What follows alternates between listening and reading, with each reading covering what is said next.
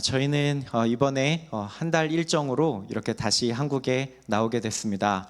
한국에 나온 이유는 다 아시다시피 저희 아들이 이제 대학교에 진학을 하게 돼서 한국에 이제 나오게 됐는데요. 이번이 가장 기쁘고 또 한편으로는 가장 무거운 마음으로 한국을 오게 됐어요. 가장 기쁜 건 이제 아들이 필리핀에서 16개월 때 필리핀으로 갔어요. 그래서 아장아장 이제 막 걸을 때, 그때 필리핀에 갔는데 17년이라는 세월이 이제 흐르고 이제 아들이 대학교에 진학을 하게 돼서, 그래서 참 17년간 하나님이 지켜주셔서 너무 감사하고, 그리고 그 안에서 또 열심히 공부하고 또 미래를 위해서 꿈을 키우고 그러한 준비를 하던 가운데 또 하나님께서 은혜로 또 여러분들께서 기도해 주셔서 감사하게도 이렇게 대학교에 진학을 하게 되어서 한국을 오게 됐습니다. 그래서 정말 기쁘고 감사한 마음으로 왔어요. 그런데 표를 끊는데 비행기 표를 이제 끊어야 되잖아요. 따로 끊어야 되는 거예요. 우찬이는 편도를 끊어야 되고 나머지 이제 저희는 왕복을 끊어야 되는 거예요. 그때 실감이 나는 거예요. 얘가 가는구나. 다시 안 돌아오는구나. 물론 자기 말로는 뭐 방학 때 온다고는 하는데, 다른 여타의 다른 선교사님들 자녀들 보면 말은 그렇게 하고 이제 각자의 삶에 바빠서 쉽게 오지는 않는 것 같아요. 그래서 이제 정말 가는구나. 이제 얘를 두고 어떻게 다시 필리핀 가지? 이러한 마음도 한편으로는 또 생기더라고요. 물론 알아서 잘 하겠지만 또 석관중앙교회가 있기 때문에 또 한편으로는 너무 감사하고 든든한 마음으로 저희들도 돌아갈 수 있지만, 부모된 입장에서 이 아이를 처음 이렇게 떼어놓고 이제 가게 되는데 한편으로는 마음이 좀 무겁기도 합니다.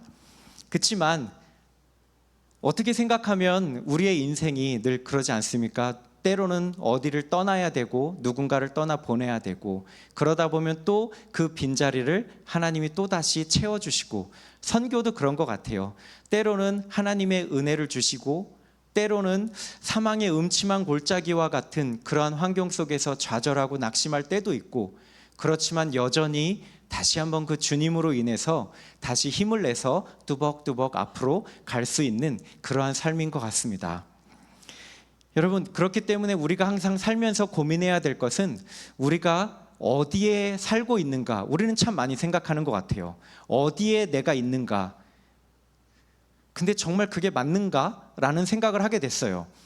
우리는 어디에 있는가가 굉장히 중요하기 때문에 내가 어디에 살고 어떤 대학을 가고 어떤 취직을 해서 어떤 직장, 어디에서 직장 생활을 하고 어느 위치에 내가 서야 되고, 이러한 것들이 우리에게 있어서 굉장히 중요하잖아요.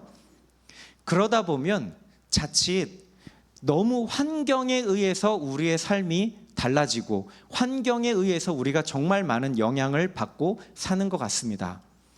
그렇지만 하나님께서 우리에게 원하시는 것은 환경을 바라보는 것이 아니라 우리의 선한 목자 되신 주님을 바라보길 원하신다는 사실을 깨달았습니다. 어떤 환경에 있든지 간에 우리가 주님을 바라본다면 그 어떤 곳에서도 우리에게는 소망이 있습니다. 그래서 오늘 시편 23편의 말씀이 그러한 말씀인 것 같아요. 어디에 있느냐, 그게 아니라 누구와 함께 하느냐에 대한 말씀을 하고 계십니다. 여러분, 부모가 어린 자녀에게 가장 많이 하는 말이 뭘까요? 혹시 한번, 지금은 이제 세월이 많이 흐르셨겠지만 우리 성도님들의 자녀들이 어렸을 때, 아주 애기였을 때, 한 3, 4살 그쯤 됐을 때 제일 자녀에게 많이 했던 말들이 어떤 말들이었을까요? 그렇죠. 안 돼, 하지 마, 그거죠. 왜요? 위험해서 안 되고, 더러워서 안 되고, 아직 어려서 안 되고, 사람이 많아서 안 돼요. 그렇죠? 그래서 위험하기 때문에 나가면 안 되고, 더러우니까 아무거나 만지면 안 되고, 너는 아직 어리니까 이거는 안 되고, 그렇기 때문에 사람이 많아서 너는 막 뛰어다니면 안 돼. 늘 하는 말이 안 돼. 저희도 그랬던 것 같아요. 자녀를 키우면서 안 돼라는 말을 참 많이 했던 것 같아요. 근데 3, 4살 꼬마아이가 엄마 아빠한테 칼 좀 갖고 놀고 싶다고 칼 달라고 하면 아, 얘가 의사 되려고 그러는구나, 그래 하면서 이렇게 주시나요? 안 주죠. 절대 안 돼요. 왜요? 어려서 안 되고 위험해서 안 됩니다. 아무리 좋은 환경에 자녀가 있다 할지라도 그 자녀를 가장 잘 알고 있는 사람은 부모이고, 그 부모가 자녀를 위해서 가장 좋은 곳으로 인도하고 가장 좋은 것을 주길 원하고 가장 안정적인 환경을 주기를 원합니다. 그렇기 때문에 자녀는 부모와 함께 있을 때 심리적으로 가장 안정감을 누릴 수 있습니다. 어떤 환경이 중요한 게 아니라 내가 부모님과 지금 함께 한다는 사실로 안정감을 누리는 거죠. 그렇지만 반대로 아무리 좋은 환경에 있다 할지라도 부모님과 떨어진다면 그 어린 자녀가 심리적인 불안감을 느낄 수밖에 없을 것입니다. 여러분, 오늘 시편 23편의 고백이 바로 이러한 고백입니다. 우리가 시편 23편을 너무나도 잘 알고 있지만 시편 23편을 읽다 보면 내가 지금 푸른 초장, 시편 기자가 지금 다윗이 푸른 초장과 쉴만한 물가에서 한적하게 쉬면서 하나님을 찬양하고 있는 것처럼 느껴질 때가 있어요. 그렇지만 저희가 다윗의 삶을 잘 알지만 다윗은 한 번도 푸른 초장에서 두 다리 뻗고 쉬면서 한적하게 풀필이 불면서 하나님을 찬양했던 적이 없었던 것 같아요. 그렇죠? 항상 무엇인가 쫓기고 항상 무엇인가 불안에 떨 수밖에 없는 환경이었습니다. 그런 다윗이 어떻게 오늘 이러한 고백을 할 수 있었을까? 그것은 바로 1절에 나와 있습니다. 여호와는 나의 목자시니 내가 부족함이 없으리로다. 그 여호와가 천지를 지으신 창조주 하나님이 나와 함께 하시기 때문에 내가 부족함이 없습니다. 그렇기 때문에 그가 나를 푸른 풀밭으로 인도하시고 쉴만한 물가로 인도하십니다 라고 고백을 할 수 있었던 거예요. 여러분, 우리가 초장을 잘 알지만 양들이 목자가 없는 초장에 양들만 있으면 어떤 일이 일어나는지 여러분 아십니까? 그 푸른 초장에 양들이 있는데 푸른 초장에는 양들만 있는 게 아니에요. 그 양들 주위로는 사나운 늑대와 들짐승들이 우글거리고 있어요.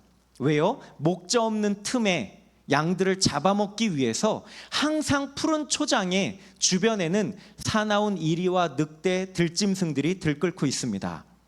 그렇기 때문에 이 목자가 없을 때에는 그 푸른 초장, 우리가 생각할 때에는 저 푸른 초장 위에 그림 같은 집을 짓고 사랑하는 우리 주님과 함께 한평생 살고 싶잖아요. 그렇지만 실제로 푸른 초장은 목자가 없을 때에는 양들의 무덤이 될 수밖에 없습니다. 그만큼 위험한 곳이에요. 편히 쉴 수 있는 곳이 아니에요. 그걸 잘 알고 있는 다윗이 어떻게 이런 고백을 할 수 있었냐면 여호와 하나님이 나의 목자가 되시기 때문에 다윗은 이러한 고백을 할 수 있었습니다.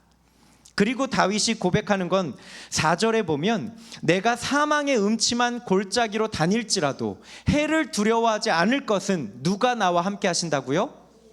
주께서 나와 함께 하심이라.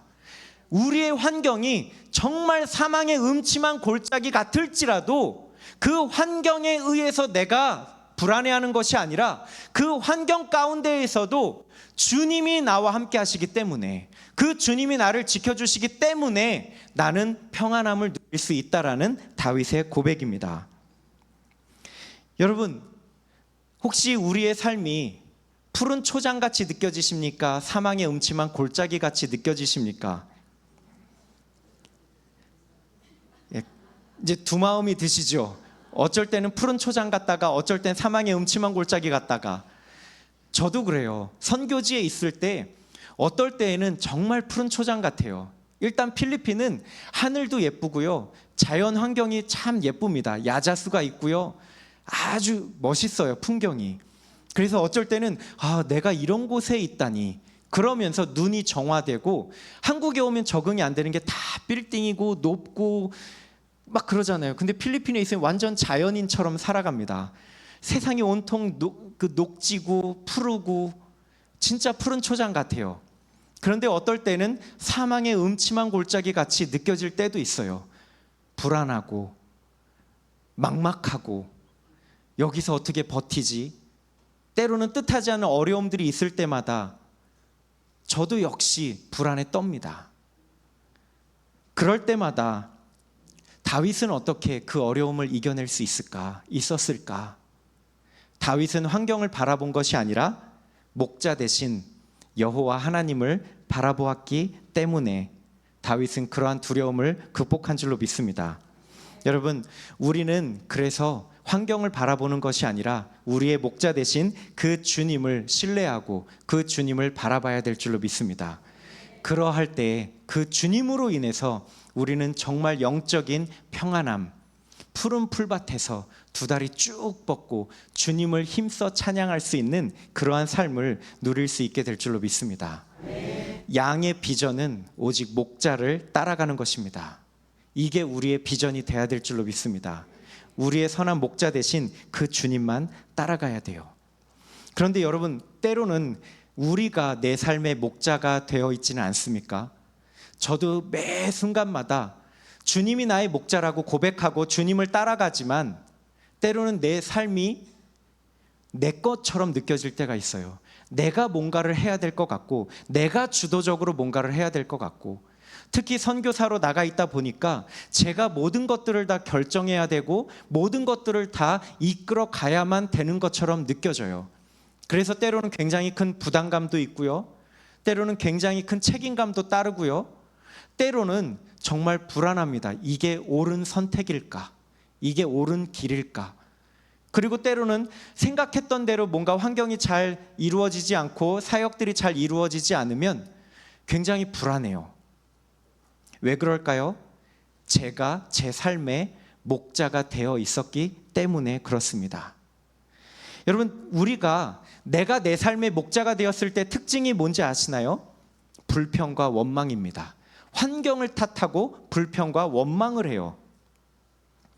항상 내가 목자가 되면 내가 내 삶을 이끌어 가려고 하죠. 그러나 주님이 우리의 목자로서 주님이 우리를 사랑하셔서 계속 우리의 길을 막으시죠. 거기 아니야, 글로 가면 안 돼. 때로는 여러 가지 환경으로, 사람으로, 여러 가지로 주님은 우리의 갈 길을 때로는 막으십니다. 왜요? 위험하니까, 불안하니까, 아직 때가 아니니까. 주님은 우리를 사랑하셔서 우리의 길을 막습니다. 그러나 우리는 그걸 간섭으로 생각하고 자꾸 벗어나려고만 해요.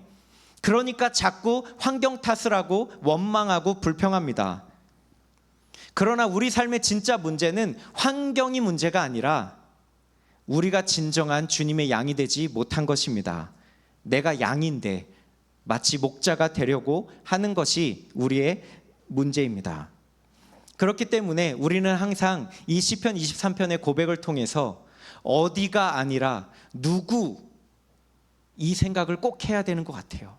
저도 그렇습니다. 내가 지금 어디에 있는가? 내 환경이 지금 어떤가? 내 환경이 내 뜻대로 잘 이루어져 가고 있는가? 그게 중요한 게 아니라 누구와 함께하고 있는가? 지금 누구와 내가 함께하고 있는가? 이 어려운 환경 가운데 정말 사망의 음침한 골짜기와 같은 내 환경이 나는 과연 누가 지금 나와 함께하고 계시는가? 나는 지금 누구와 동행하고 있는가? 이게 우리의 삶에 있어서 가장 중요한 줄로 믿습니다.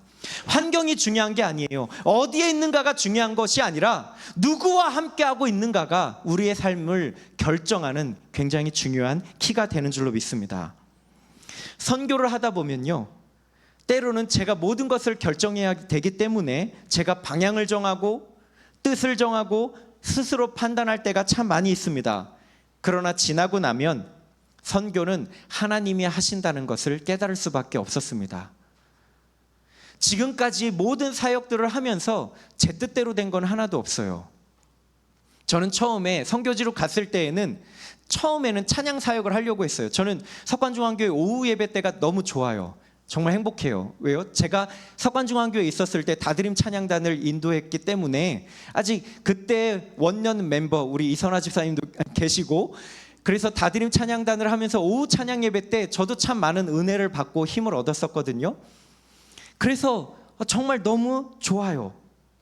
그런데 제가 이렇게 사역을 하다가 선교지에 가서 지금까지 사역을 하다 보니까 처음에 제가 하고자 했던 것은 이러한 찬양 사역을 통해서 필리핀 사람들이 찬양을 하거든요. 그래서 이 찬양을 통해서 좀 청소년들에게 도전을 주고 은혜를 주고, 그래서 같이 하나님을 잘 믿게끔 찬양 사역을 하면 어떨까, 이런 계획을 갖고 갔거든요. 근데 막상 가보니까 찬양이 문제가 아니라 필리핀은 너무 많은 이단들이 있기 때문에 무엇이 진리인지를 모르는 거예요. 가톨릭과 개신교 구분이 없고요. 개신교 안에서도 뭐가 이단인지 지금 우리가 알만한 이단들이 필리핀에 다 들어와 있어요. 신천지는 말할 것도 없고요. 여호와 증인, 몰몬교, 그리고 필리핀 자생 이단들 많이 있습니다. 그런데 사람들은 그걸 구분하지 못하고 여기 가도 되고 이번 주는 여기, 이번 주는 저기, 구분을 못해요. 그러다 보니까 가장 근본적인 문제는 구원의 확신이 없어요. 그래서 이래선 안 되겠다 해서 교회를 개척하게 됐어요. 넘치는 교회를 그래서 개척했습니다. 그래서 넘치는 교회를 개척하고 성경 공부를 하고 이러한 사역들을 해나가는데 사람들이 쉽게 변하지 않아요. 뭔가 조금 가르치고 조금 성경을 잘 알면 될 것 같은데 성장을 안 해요. 믿음이 들어가지를 않아요. 금방 믿음이 자라다가 꺼지고, 그리고 필리핀 사람들은 내 교회라는 인식이 없어요. 여러분들은 여러분들의 교회가 어디입니까? 그렇죠. 다른 교회 이름 나오면 안 되죠. 석관중앙교회가 여러분들의 교회 아닙니까? 그래서 여러분들이 헌신하고 기도하시면서 석관중앙교회를 위해서 섬기고 계시잖아요. 근데 필리핀 사람들은 그런 게 없어요. 여기 가도 되고 저기 가도 되고 내 교회라는 인식이 없어요. 그렇기 때문에 믿음이 자라질 않아요. 그런 환경 속에서 계속해서 사역을 하다 보면 때로는 지치기도 합니다. 언제쯤 성장할까? 사역자들도 마찬가지고. 그러나 그러한 과정들을 통해서 지나고 나면 고백할 수밖에 없는 게 하나님이 하셨구나라는 고백을 할 수밖에 없어요. 지금까지 저희가 했던 사역들은 크게 두 가지입니다. 교회와 신학교 사역인데요. 교회 개척을 통해서 저희는 현지인 신학생들을 훈련시켜서 목회자로 세우고 분리 개척하는 이러한 사역이 저희의 가장 큰 사역입니다. 그리고 또 하나는 신학교 사역을 통해서 계속해서 신학생들을 길러내는 이러한 사역들을 하고 있어요.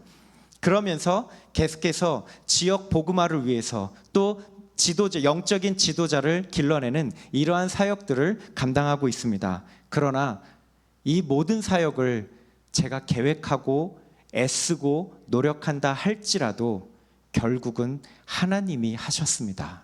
그리고 하나님이 하고 계십니다.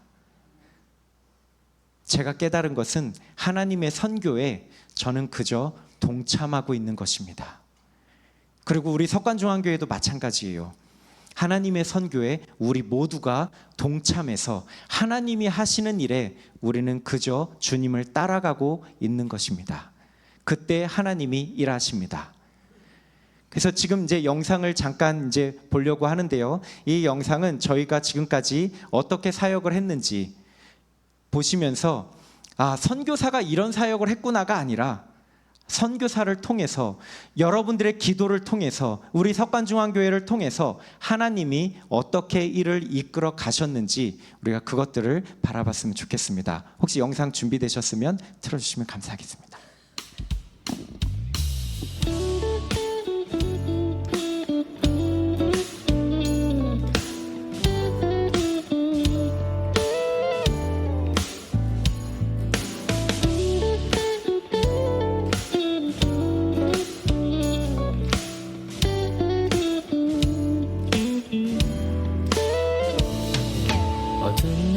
지나고 그가 빛을 발하리 쓰러져가는 우리 영혼 주가 붙잡아 주시리 우린 쉬지 않으리 이 길에 끝이 있으니 한 걸음 한 걸음 주와 함께 걸으리 우리의 걸음이 끝나는 그날 매 순간 함께 하시니 우릴 안아주시리 더 이상 눈물 없으리 당신의 그 나라 안에서 이제 영원히 Romans 3:10 There is no one righteous, not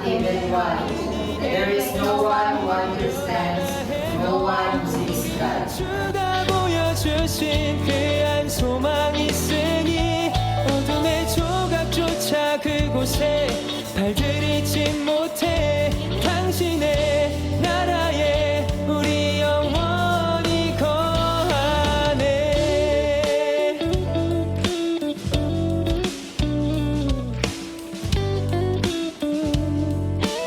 다시 한번 어두운 날 어두운 날 다 지나고 그가 빛을 발하니 쓰러져가는 우리 영혼 주가 붙잡아주시니 우린 쉬지 않으리 이 길에 끝이 있으니 한 걸음 한 걸음 Nike, Jesus is my Jesus is my friend.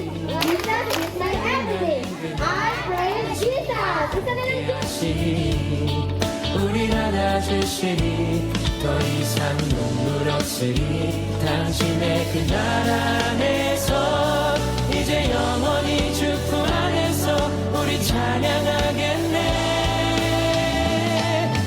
우리가 가는 이 길 세상이 미련하다 해도 우리는 주가 보여주신 그 한 소망 있으니 어둠의 조각조차 그곳에 발들이지 못해 당신의 나라에 우리 영원히 우리 가는 이 길 세상이 미련하다 해도 우리는 주가 보여주신 그 한 소망 있으니 어둠의 조각조차 그곳에 발들이지 못해 당신의 나라에 우리 영원히 거하네.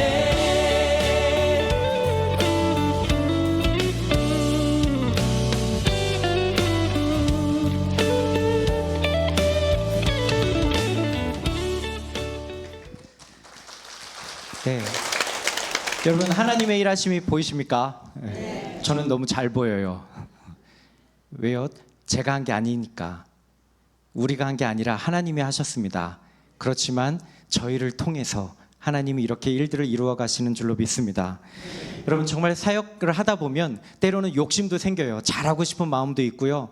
때로는 제 의지대로 뭔가를 해보고 싶은 마음도 있고요. 제 생각이 옳은 것 같아서 꼭 이대로만 해야 될 것 같은 생각도 있습니다. 여러분 사역자를 훈련시킬 때요 정말 백지 상태에서 이 친구들을 목회자로 세우기까지 정말 많은 인내와 시간과 사랑과 물질과 헌신이 필요합니다. 그런데 뜻대로 되지 않아요. 때로는 선교사의 마음을 몰라줄 때도 있고요, 때로는 생각이 달라서 마찰을 빚기도 하고요, 관계의 어려움도 있습니다. 그러나 결국은 하나님이 이끌어 가십니다. 여러분 지금 저희 교회에 사역자 중에 1학년 자매 2명이 있어요. 작년에 이제 8월 달에 학기가 시작되기 때문에 이제 작년에 이제 신학생들을 받았어요. 근데 처음에는 신학생 1명만 받으려고, 여학생 1명만 받으려고 했어요. 그래서 1명을 받았고 그러고 있는데 신학교에 이제 갈 곳이 없는, 사역지가 정해지지 않는 신학생 몇 명이 있던 거예요. 후원자가 없으면 학교를 이제 못 다니니까 고향으로 돌아갈 수밖에 없는 몇 명의 친구들이 있었어요. 그래서 할 수 없이 1명을 그냥 더 받았어요. 그래서 그 자매 둘이 이제 신학생으로 저희 교회에서 헌신하고 있는데 이 마지막에 이제 제가 뽑은 이 자매가 너무 게을러요. 그리고 예배가 끝나면 사라져요. 그래서 항상 제가 찾아야 돼요. 얘 어딨니? 이름이 조나벨인데 얘 어딨니? 그러면 그 방에 들어가 있대요. 그럼 불러와라. 그럼 불러와서 앉혀놓고 얘기하고 사역은 이렇게 하는 거다 가르칩니다. 그 다음 주 되면 또 사라져 있어요. 어디 있니? 자고 있대요. 그럼 이제 점점점 뚜껑이 열리죠. 아, 얘는 도저히 안 되나? 근데 학교에서 저는 1학기 때는 1학년들을 가르치거든요. 근데 수업 태도도 안 좋아요. 여러분 상식적으로 그래도 담임 목사인 거잖아요. 담임 목사 수업이 있는데 그럼 최소한 담임 목사님 수업은 좀 열심히라도 하는 척이라도 해야 되잖아요. 어쩔 때는 졸고 있고요. 어쩔 때는 그냥 화장실 갔다 온다고 나가고요. 막 이런 거예요. 속으로는 나 쟤 안 뽑을 건데 어쩔 수 없이 불쌍해서 뽑았는데 얘 너무 아닌데? 이런 생각이 막 드는 거예요. 어떻게 해야 되지? 한 학기를 참았습니다.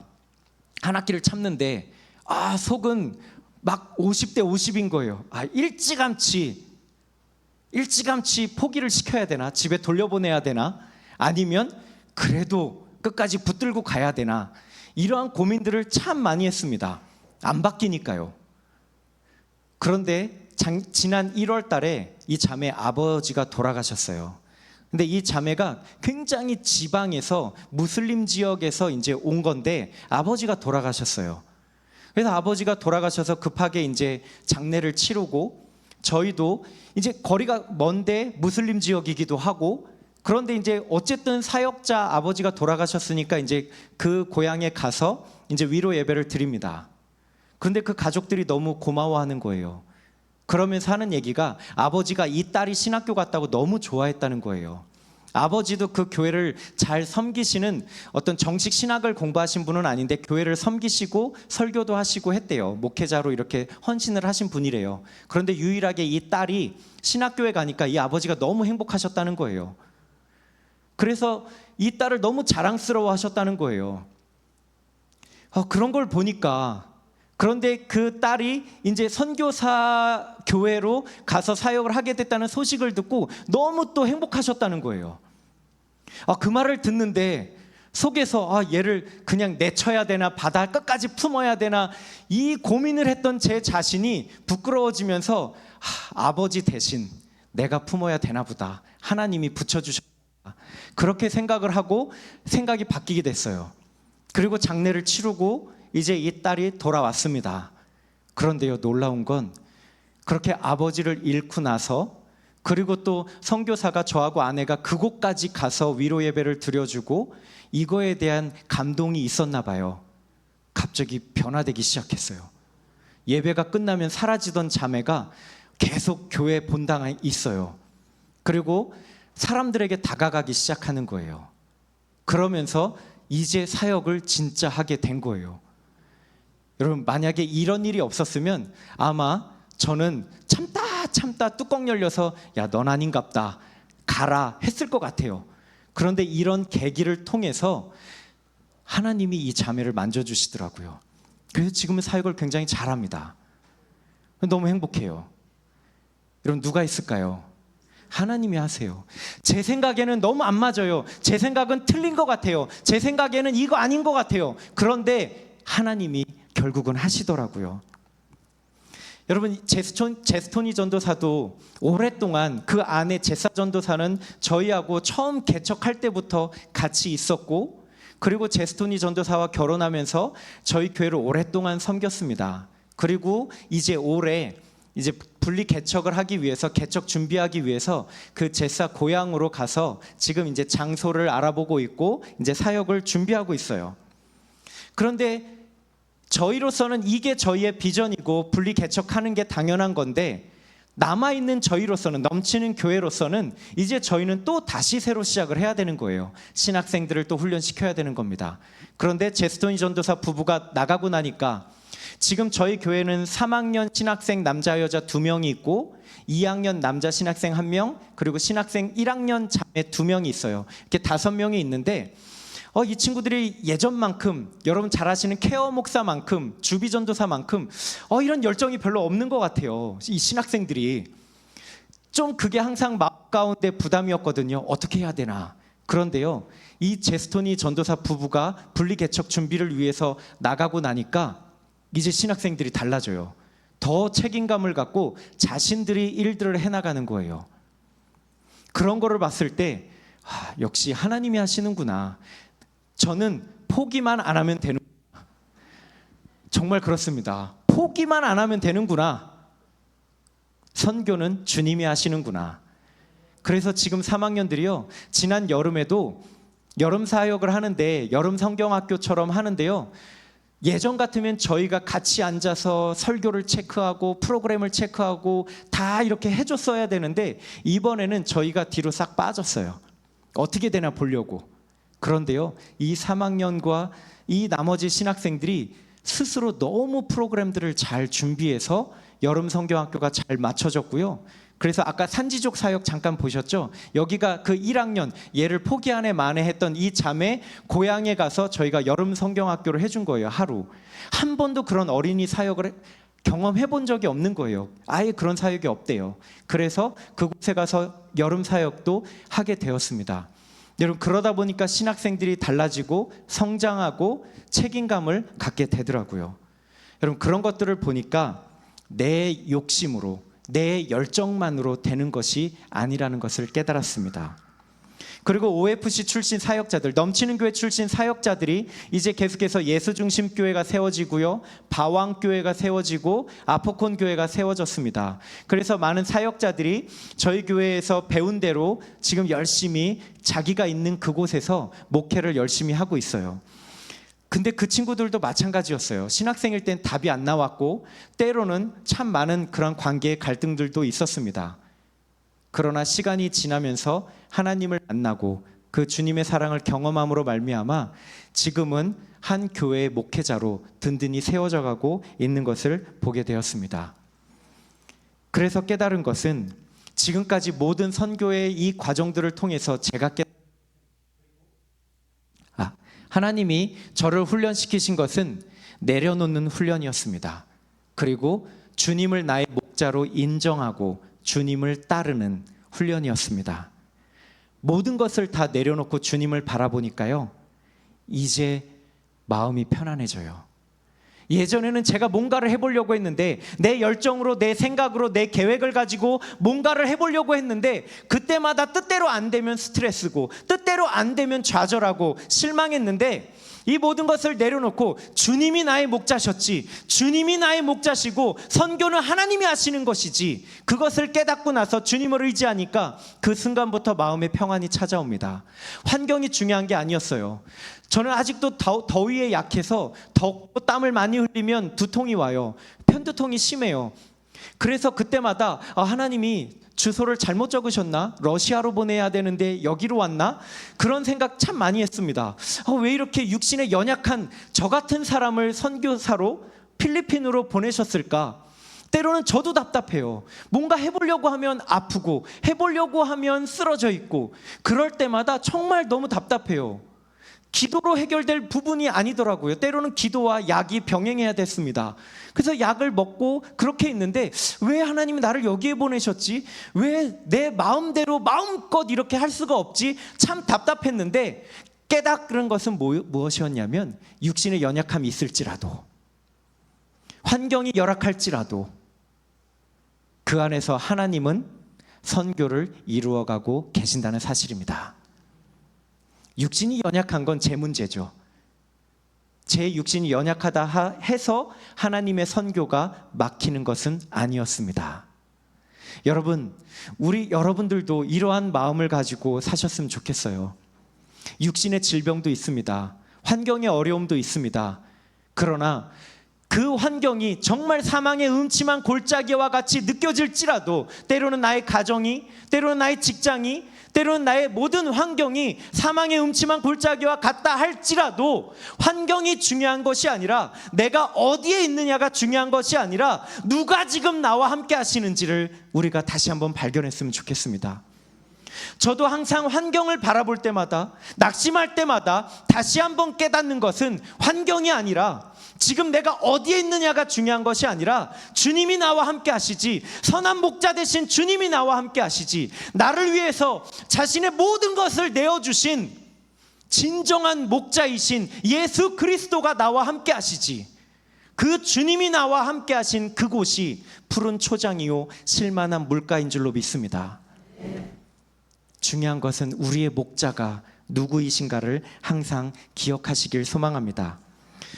그렇기에 저도 이제는 선한 목자이신 주님을 바라보고, 저도 역시 한 마리의 어린 양이 되어서, 순한 양이 되어서 내 고집 피우지 않고 주님을 따라갈 때, 주님이 저의 비전이 되시고, 주님이 제 삶의 목적이 되시고, 주님이 선교의 원동력이 되어 주셨습니다.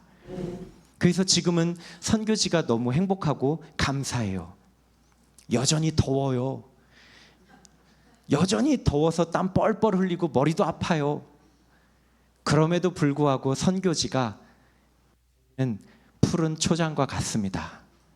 쉴만한 물가와 같습니다. 주님이 나의 목자가 되어주시기 때문입니다. 여러분들이 지금 어디에 계신지 그게 중요한 것이 아니라 어디에 계시든지 주님을 바라보시기를 소망합니다. 그 주님이 우리의 선한 목자 되심을 믿고 그 주님이 나와 함께 하심을 깨달을 때 그곳이 푸른 초장이고 실만한 물가가 되는 줄로 믿습니다. 여러분, 마태복음 11장 28절에 먼저 요한복음 10장 11절 제가 읽어드릴게요. 나는 선한 목자라. 선한 목자는 양들을 위하여 목숨을 버리거니와. 여러분, 우리의 선한 목자는 누구실까요?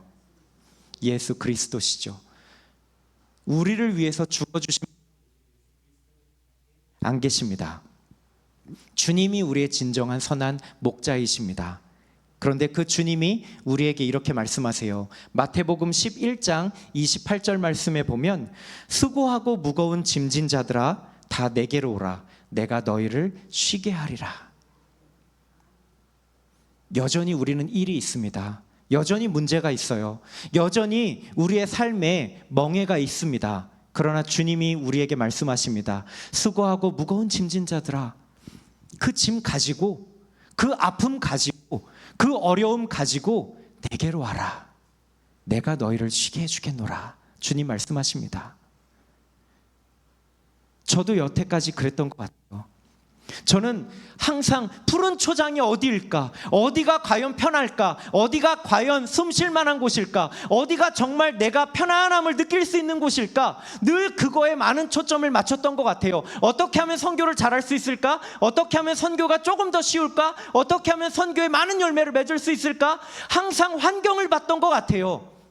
근데 그게 아니었어요. 주님이 제게 원하시는 것은 네가 해봐, 안 되지, 안 될 거야, 그러니까 힘들지, 스트레스 받지, 아프지, 내게로 와. 내가 너희를 쉬게 해줄게. 그 짐 가지고 와. 그 짐 떨쳐내려고 하지 말고, 그 짐으로 인해서 부담스러워하지 말고, 아파하지 말고 그대로 내게로 와. 내가 너를 쉬게 해줄게. 주님이 그렇게 저를 말씀하시는 것 같고 위로해 주시는 것 같아요. 그래서 저도 그 아픔과 상처와 그 멍해를 가지고 주님 앞에 그저 다가가서, 주님, 제가 여기 있습니다. 주님, 나의 선한 목자 되신 주님, 나를 인도하여 주시옵소서. 이러한 고백을 드릴 때 그 주님께서 그 모든 아픔과 그 모든 멍해를 주님이 짊어지시고 저에게는 푸른 초장과 쉴만한 물가로 제 환경을 변화시켜 주셨습니다. 이게 주님의 은혜 아니겠습니까? 이것 때문에 우리가 주님을 믿는 거 아닙니까? 이것 때문에 우리가 교회를 섬기는 거 아닙니까? 이것 때문에 우리가 복음을 전하는 거 아니겠습니까? 주님이 나의 목자 되시기 때문에 우리의 모든 질병과 고통과 아픔과 상처를 치유해 주시고, 우리의 어떤 환경 속에서도 주님은 우리의 환경을 푸른 초장으로 바꿔주시는 분이시지 않습니까? 주님, 내가 어떤 사망의 음침한 골짜기에 있다 할지라도 그 환경을 주님은 푸른 초장으로 바꿔주시는 분이시지 않습니까? 그 주님이 우리의 선한 목자 되시는데 우리가 어떤 고민과 어려움과 아픔이 있겠습니까? 왜 불안하겠습니까? 여러분, 우리 이 시간 선한 목자 되신 주님을 바라보기를 원합니다. 그리고 그 주님이 나를 지키시고 나와 함께 하시기 때문에 환경이 중요한 것이 아니라, 내가 어디에 있느냐가 중요한 것이 아니라, 지금 나와 함께 하시는 분이 누구이신가? 바로 그 주님을 바라보고 우리가 끝까지 나아갔으면 좋겠습니다. 여러분, 우리의 삶 가운데 선교는 하나님이 하십니다. 우리는 하나님의 선교에 동참할 뿐입니다. 우리의 삶도 하나님이 이끌어 가십니다. 어떤 환경 속에서도 하나님이 우리와 함께 하시고 우리를 지키시고, 우리의 모든 환경 속에서 사망의 음침한 골짜기와 같은 소망 없는 환경이라 할지라도 주님은 우리와 함께 하실 때 그 환경을 푸른 초장으로 바꿔주실 줄로 믿습니다. 여러분, 그 주님을 우리 끝까지 믿고 그 주님을 끝까지 섬기고 이 주님을 끝까지 선포하고 전할 수 있는, 선교에 동참하고 함께 할 수 있는 우리 모두가 되길 소망합니다. 여러분, 우리 이 시간 하나님은 너를 지키시는 자, 우리 이 찬양을 통해서 주님, 그렇습니다. 내가 내 삶의 목자가 아닙니다. 내가 절대로 내 삶을 푸른 초장으로 인도할 수 없습니다. 그렇지만 어떤 상황에 있다 할지라도 주님이 나와 함께 하시기에, 주님이 나의 목자 되시기에, 주님, 나에겐 소망이 있고 내 삶에 소망이 있습니다. 주님, 내 삶을 인도하여 주시옵소서. 주님, 선교에 있어서도 선교는 주님이 하십니다.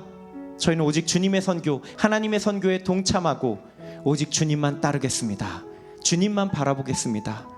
모든 아픔, 질병, 두려움 주님 앞에 내려놓고 나를 지키시는 선한 목자 되신 주님만 바라보고 나아가겠습니다. 우리 그러한 마음으로 하나님은 너를 지키시는 자, 우리 함께 찬양하고 기도하도록 하겠습니다.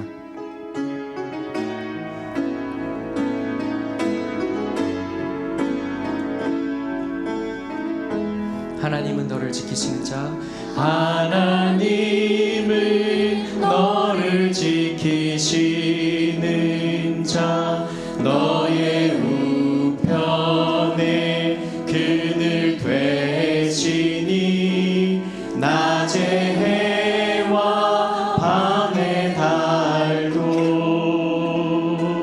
너를 해치 못하리. 하나님은 너를 지키시는 자, 너의 환난을 면케하시니 그가 너를 지키시리라. 너의 출입을 지키시리라.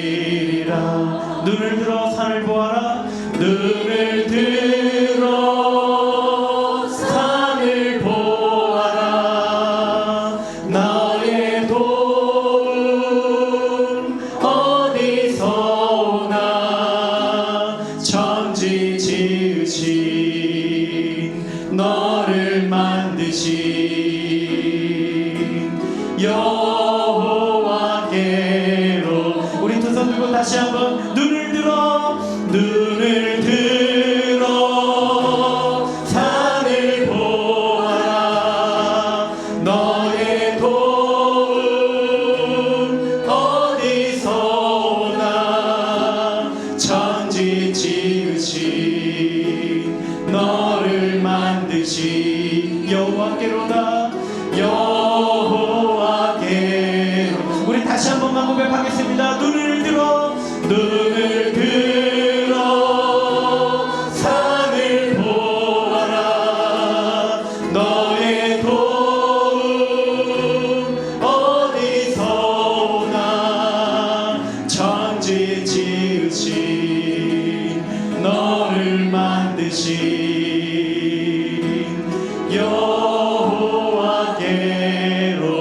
여호와께로다. 우리 이 시간 다 같이 한번 기도하겠습니다. 우리의 도움은 오직 하나님께로부터 나옵니다. 환경을 바라보는 것이 아니라 오직 하나님만 바라보며 믿음의 결단으로 시편 23편의 고백처럼 주님이 나의 선한 목자 되시기에 내가 어느 곳에 있든지 그곳이 푸른 초장이요 실만한 물가인 줄로 믿습니다. 내가 사망의 음침한 골짜기를 다닌다 할지라도 내가 해를 두려워하지 않을 것은 주께서 나와 함께 하심이라. 주님이 나를 지켜주십니다. 내가 어떤 환경에 있다 할지라도 환경을 바라보는 것이 아니라 나의 선한 목자 되신 주님을 바라보며 끝까지 승리하며 주의 복음 증거하며 나가게 하여 주시옵소서. 선교에 동참케 하여 주시옵소서. 하나님의 선교에 동참하고 내 삶을 푸른 초장으로 변화시킬 수 있는 믿음을 허락하여 달라고, 진정한 소망을 달라고 우리 시간 다 같이 주여 한번 부르고 같이 기도하겠습니다. 주여. 살인하신 하나님 아버지 감사합니다. 하나님 이 시간에 정말 우리의 삶 가운데 때로는 우리의 환경을 바라보며 환경에 지배당하며 환경에 의해서 낙심하고 좌절하고 실망할 때가 얼마나 많이 있습니까? 하나님, 그러나 이 시간에 시편 23편의 고백처럼 여호와가 나의 목자이시니 내가 부족함이 없습니다. 주님만이 나를 푸른 초장으로 실만한 물가로 인도하시는 분이십니다. 주님이 나와 함께 하실 때 내가 있는 그곳이 푸른 초장으로 변화될 줄로 믿습니다.